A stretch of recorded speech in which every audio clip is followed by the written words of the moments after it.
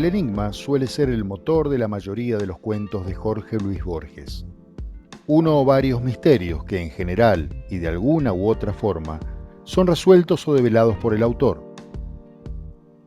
No ocurre lo mismo con La secta del Fénix, relato aparecido por primera vez en el volumen 215-216 de la revista Sur, correspondiente a septiembre-octubre de 1952, y luego en la reedición de 1956 de Ficciones. Se trata de uno de los cuentos menos divulgados del escritor argentino, más conocido por narraciones como El jardín de senderos que se bifurcan, El Aleph, El libro de arena, Funes el memorioso, El sur o Las ruinas circulares, entre tantos otros. En la breve narración, Borges refiere la historia de una antigua secta, cuyos miembros llevan adelante un único y ubicuo rito, que sin embargo es juzgado como penoso y vergonzante por sus practicantes. Los sectarios no poseen ni idioma ni historia en común, más allá de ese rito que ejecutan sistemáticamente, generación tras generación, como única práctica religiosa que los une. El secreto, como lo llama el autor, nunca es develado. Así, provoca al lector y, sobre todo, a críticos literarios y analistas de la obra borgiana que vuelven una y otra vez sobre el contenido implícito del cuento. En el programa Encuentro con las Artes y las Letras, emitido en 1976 por la televisión española, se volvió a polemizar sobre el cuento, incluso suscitando cierto mal humor en Borges.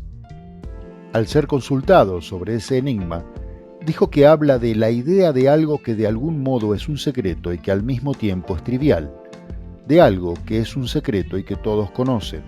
Esa es la secta del Fénix, nada más. En esa ocasión, uno de los entrevistadores, el poeta y biógrafo Marcos Ricardo Barnatán, fue víctima de la rara ofensiva borgiana, no exenta de cáustico humor. Usted escribió La secta del Fénix. Bueno, ese cuento ha suscitado algunas interpretaciones. Pero yo creo que es muy sencillo ese cuento. ¿Usted quiere que yo le dé la clave? Aunque lo dé con cierto pudor. Si usted quiere. Bueno, la secta del Fénix significa la humanidad. En el Fénix está la idea de muerte y de resurrección. Y la secta del Fénix es simplemente, digamos, la secta de todos los hombres. Bueno, se refiere al acto sexual, concretamente, nada más. Bueno, cuando yo he explicado eso, la gente se ha sentido muy defraudada, esperaron algo mejor que eso. Es meramente eso, la idea de algo que de algún modo es un secreto y que al mismo tiempo es trivial. De algo que es un secreto y que todos conocen. Esa es la secta del Fénix, nada más, caramba. Sin duda usted tiene una interpretación mejor, usted que me ha enriquecido tanto con sus comentarios. ¿Cuál es su interpretación? Así yo la adopto y digo que esa es la verdadera. ¿Y cuál es la suya? Bueno, me pone un aprieto. No, porque sin duda usted tiene una muy superior a la mía. No creo. Es bastante baladí. No creo. No, muchos han querido ver. No es mi interpretación, solo recojo la opinión de otros. Bueno, pero voy a adoptarla enseguida, porque mi interpretación es una miseria. La mía, que soy el autor. Muchos han querido ver una extraña sociedad secreta. Bueno, pero es que eso es una sociedad secreta, puesto que todos los hombres están de acuerdo en no hablar en que eso sea secreto, aunque sea un secreto a voces. Bueno, sí, una sociedad secreta. Nos quedamos ahí. No, pero yo creo que es mejor que usted me enriqueja un poco más. Yo estoy aquí muy curioso, muy ávido de información. Una sociedad secreta. El secreto que encierra el relato, en palabras textuales de su autor, es el acto sexual, nada más. Lo que Borges no aclara es qué tipo de acto sexual practican quienes pertenecen a esa secta. Mucho se ha hablado y escrito sobre este acertijo borgiano. Hay quienes simplemente lo clarifican como coito heterosexual, lo que en principio sería demasiado vulgar para quien conozca la obra de Borges. Otros señalan las prácticas homosexuales, pero es el propio autor quien advierte en el relato que la historia de la secta no registra persecuciones, lo que da por tierra con esta hipótesis.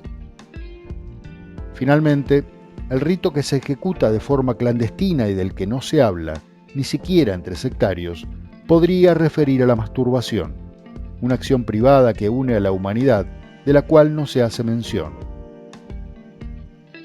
Dijo Borges al poeta Roberto Alifano, en un artículo cuyo enlace dejamos en la descripción: el secreto es sagrado, pero también sucede que no hay palabras decentes para nombrarlo, porque delata de manera ridícula a quien lo admite. ¿Nosotros podemos pertenecer a esa secta?, le repreguntó el ensayista y periodista, y él respondió: sin duda, o hemos pertenecido. Lo negamos, aunque sin embargo, algunos lo siguen practicando en soledad de manera simplísima y elemental. Ratificando la hipótesis del onanismo como secreto, aunque sin nombrarlo jamás, Borges añadió: también se supone que una especie de horror sagrado impide a algunos fieles llevarlo a cabo. Para terminar el presente informe, reproducimos en texto y audio la secta del Fénix, de manera que saques tus propias conclusiones. Y no olvides dejar tu comentario, suscribirte al canal, darle me gusta al video y activar la campana de notificaciones. Que lo disfrutes.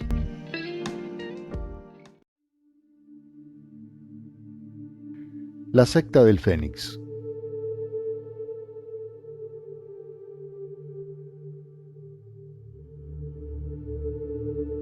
Quienes escriben que la secta del Fénix tuvo su origen en Heliópolis y la derivan de la restauración religiosa que sucedió a la muerte del reformador Amenofis IV, alegan textos de Heródoto, de Tácito y de los monumentos egipcios, pero ignoran, o quieren ignorar, que la denominación por el Fénix no es anterior a Rabano Mauro y que las fuentes más antiguas, las Saturnales o Flavio Josefo, digamos, solo hablan de la gente de la costumbre o de la gente del secreto.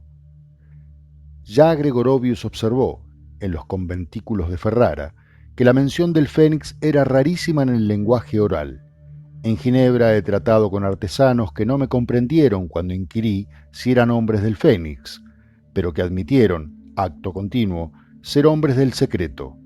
Si no me engaño, igual cosa acontece con los budistas. El nombre por el cual los conoce el mundo no es el que ellos pronuncian. Miklosic, en una página demasiado famosa, ha equiparado a los sectarios del Fénix a los gitanos. En Chile y en Hungría hay gitanos y también hay sectarios. Fuera de esa especie de ubicuidad, muy poco tienen en común unos y otros. Los gitanos son chalanes, caldereros, herreros y decidores de la buenaventura. Los sectarios suelen ejercer felizmente las profesiones liberales. Los gitanos configuran un tipo físico y hablan, o hablaban, un idioma secreto. Los sectarios se confunden con los demás, y la prueba es que no han sufrido persecuciones. Los gitanos son pintorescos e inspiran a los malos poetas. Los romances, los cromos y los boleros omiten a los sectarios. Martin Buber declara que los judíos son esencialmente patéticos. No todos los sectarios lo son, y algunos abominan del patetismo. Esta pública y notoria verdad basta para refutar el error vulgar, absurdamente defendido por Urman, que ve en el Fénix una derivación de Israel. La gente más o menos discurre así. Urman es un hombre sensible. Urman era judío. Urman frecuentó a los sectarios en la judería de Praga. La afinidad de Urman sintió prueba un hecho real. Sinceramente, no puedo convenir con ese dictamen. Que los sectarios en un mundo judío se parezcan a los judíos no prueba nada. Lo innegable es que se parecen, como el infinito Shakespeare de Hazlitt, a todos los hombres del mundo. Son todo para todos, como el apóstol. Días pasados, el doctor Juan Francisco Amaro, de Paysandú, ponderó la facilidad con que se acriollaban. He dicho que la historia de la secta no registra persecuciones. Ello es verdad, pero como no hay grupo humano en que no figuren partidarios del Fénix, también es cierto que no hay persecución o rigor que éstos no hayan sufrido y ejecutado. En las guerras occidentales y en las remotas guerras de Asia, han vertido su sangre secularmente, bajo banderas enemigas. De muy poco les vale identificarse con todas las naciones del orbe. Sin un libro sagrado que los congregue como la Escritura Israel, sin una memoria común, sin esa otra memoria que es un idioma, desparramados por la faz de la tierra, diversos de color y de rasgos, una sola cosa el secreto los une y los unirá hasta el fin de sus días.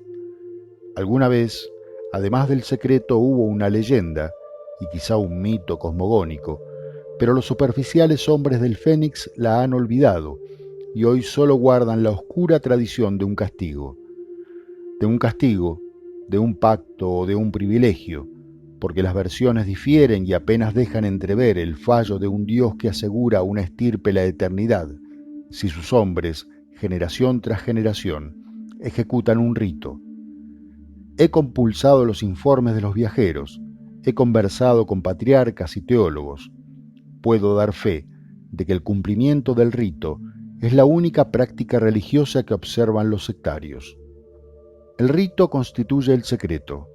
Este, como ya indiqué, se transmite de generación en generación, pero el uso no quiere que las madres lo enseñen a los hijos, ni tampoco los sacerdotes. La iniciación en el misterio es tarea de los individuos más bajos. Un esclavo, un leproso, un pordiosero hacen de mistagogos. También un niño puede adoctrinar a otro niño. El acto en sí es trivial, momentáneo y no requiere descripción. Los materiales son el corcho, la cera o la goma arábiga. En la liturgia se habla del égamo. Este suele usarse también. No hay templos dedicados especialmente a la celebración de este culto, pero una ruina, un sótano o un zaguán se juzgan lugares propicios. El secreto es sagrado, pero no deja de ser un poco ridículo. Su ejercicio es furtivo y aún clandestino, y los adeptos no hablan de él. No hay palabras decentes para nombrarlo, pero se entiende que todas las palabras lo nombran, o mejor dicho, que inevitablemente lo aluden. Y así, en el diálogo yo he dicho una cosa cualquiera y los adeptos han sonreído, o se han puesto incómodos, porque sintieron que yo había tocado el secreto. En las literaturas germánicas hay poemas escritos por sectarios, cuyo sujeto nominal es el mar o el crepúsculo de la noche. Son, de algún modo, símbolos del secreto. Oigo repetir. Orbis terrarum est speculum ludi, reza un adagio apócrifo que Ducange registró en su glosario. Una suerte de horror sagrado impide a algunos fieles la ejecución del simplísimo rito. Los otros los desprecian, pero ellos se desprecian aún más. Gozan de mucho crédito. En cambio, quienes deliberadamente renuncian a la costumbre y logran un comercio directo con la divinidad, estos, para manifestar ese comercio, lo hacen con figuras de la liturgia y así, John of the Rood escribió: sepan los 9 firmamentos que el Dios es deleitable como el corcho y el cieno. He merecido en 3 continentes la amistad de muchos devotos del Fénix. Me consta que el secreto, al principio, les pareció baladí, penoso, vulgar y, lo que es aún más extraño, increíble. No se avenían a admitir que sus padres se hubieran rebajado a tales manejos. Lo raro es que el secreto no se haya perdido hace tiempo. A despecho de las vicisitudes del orbe, a despecho de las guerras y de los éxodos, llega tremendamente a todos los fieles. Alguien no ha vacilado en afirmar que ya es instintivo.